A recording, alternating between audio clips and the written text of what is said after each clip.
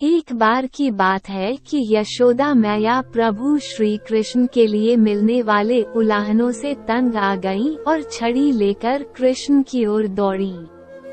प्रभु ने उन्हें क्रोध में देखा तो वह अपना बचाव करने के लिए भागने लगे।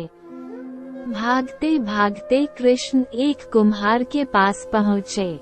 कुम्हार तो मिट्टी के घड़े बनाने में व्यस्त था, लेकिन जैसे ही उसने कृष्ण को देखा तो बहुत प्रसन्न हुआ। वह जानता था कि श्री कृष्ण साक्षात परमेश्वर हैं। प्रभु ने कुम्हार से कहा, आज मेरी मैया मुझ पर बहुत क्रोधित है, छड़ी लेकर मेरे पीछे आ रही है, भैया मुझे कहीं छुपा लो। तब कुम्हार ने कृष्ण को एक बड़े से मटके के नीचे छिपा दिया। कुछ ही क्षणों में मैया यशोदा भी वहां आ गई और कुम्हार से पूछने लगी, क्यों रे, तूने मेरे कन्हैया को कहीं देखा है क्या? कुम्हार ने कह दिया, नहीं मैया, मैंने कन्हैया को नहीं देखा। कृष्ण ये सब बातें घड़े के नीचे छुप कर सुन रहे थे। यशोदा मैया जब वहां से चली गईं तो प्रभु श्री कृष्ण ने कुम्हार से कहा, यदि मैया चली गई हो तो मुझे इस घड़े से बाहर निकालो। कुम्हार बोला, ऐसे नहीं प्रभु जी, पहले मुझे 84 लाख योनियों के बंधन से मुक्त करने का वचन दो। भगवान से मुस्कुराए और कहा, ठीक है, मैं तुम्हें 84 लाख योनियों से मुक्त करने का वचन देता हूँ। अब तो मुझे बाहर निकाल दो। कुम्हार कहने लगा, मुझे अकेले नहीं प्रभु जी, मेरे परिवार के सारे लोगों को भी 84 लाख योनियों के बंधन से मुक्त करने का वचन दें तो मैं आपको घड़े से बाहर निकालूंगा। प्रभु ने कहा, चलो ठीक है, उनको भी 84 लाख योनियों के बंधन से मुक्त करने का मैं वचन देता हूँ।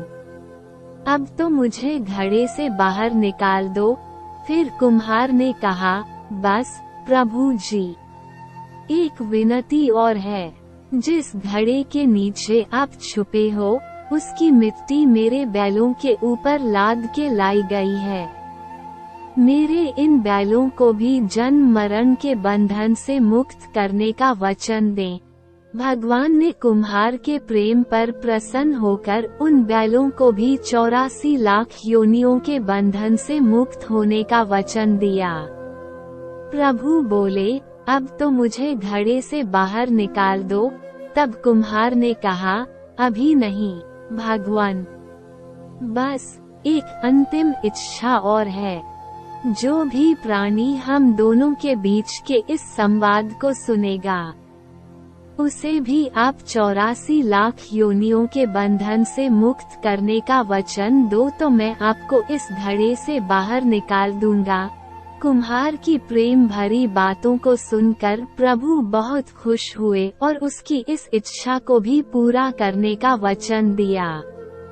फिर कुम्हार ने बाल श्री कृष्ण को घड़े से बाहर निकाल दिया, उनके चरणों में साष्टांग प्रणाम किया और प्रभु जी के गले लगकर इतना रोया कि प्रभु में ही विलीन हो गया।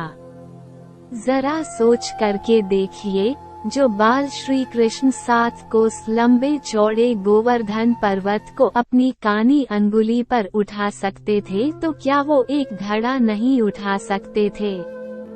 पर वह तो प्रेम के भूखे थे।